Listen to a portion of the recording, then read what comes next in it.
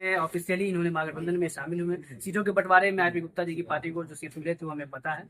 आज सिंबल भी नजर आ रहा है महागठबंधन के स्टेज पर। आईपी गुप्ता जी, आप लगातार अपने समाज के राजनीतिक सम्मान के लिए संघर्ष कर रहे थे, और आज जो है जाति तत्वा समाज की जो पार्टी है आईआईपी, उसका सिंबल महागठबंधन के प्रमुख गठबंधन देश का और प्रदेश का वहां नजर आ रहा है। कैसा फील कर रहे हैं आप?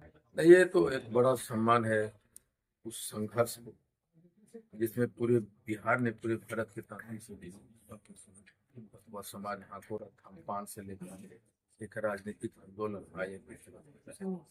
ये सम्मान है हमारे 78 बरस को नेगलेशन का, रिजेक्शन का। ये सम्मान है कि आरक्षण की मांग को लेकर हम सड़क आज हमें एक स्थान मिली है, करने का स्थान मिला है, और देश के बड़े नेताओं के बीच में काफी ये हमारे लिए बड़ी गर्व की बात है।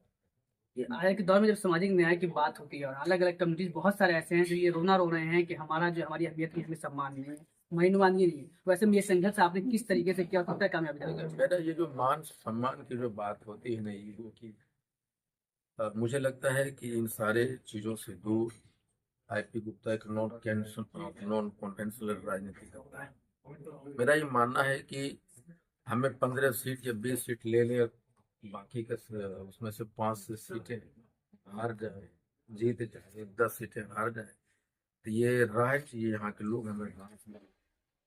मेरे वजह से जो बदलाव होनी थी वो, मुझे लगता है कि जब बदलाव की लड़ाई लड़ते हैं, गुलामी से आजादी की तरफ बढ़ते हैं, तो लड़ाई लड़ना शर्त होनी चाहिए। ये सीटें, ये मान सम्मान, ये हाथ की छोटी बात।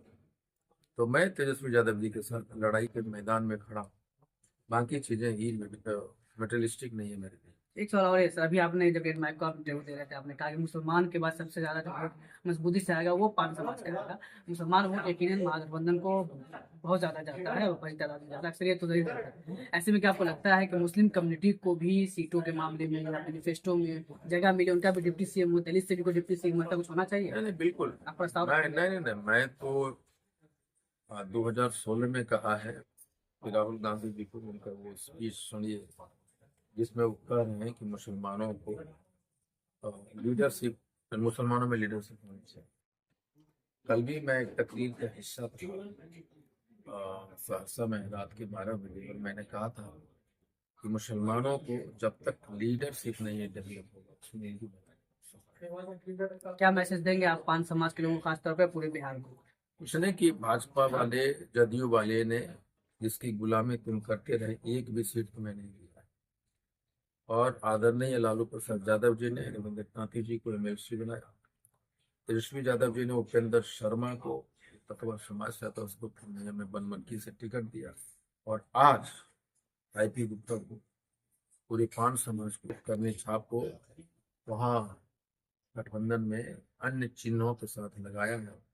एक राजमिस्त्री बेटा है तो अपने साथ, इसलिए ये सारी चीजें हम याद रखेंगे और अपने समाज के लोगों को कहेंगे कि हम एहसान फरामोश नहीं।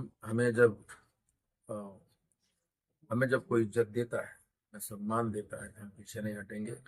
जहां भी गठबंधन के हम खड़ा नहीं है, हमारी करनी छाप नहीं है, एक एक आदमी को बाहर निकलना चाहिए, वोट देना चाहिए। और ये जब वोट हम देंगे तो पहली बार वोट गणना के बाद ये साबित होगा कि वोट जो करना संपूर्ण था, हमारे ऊपर जो इल्जाम था वोटिंग पैटर्न, वोटिंग कैपेसिटी हमने बदल दिया है।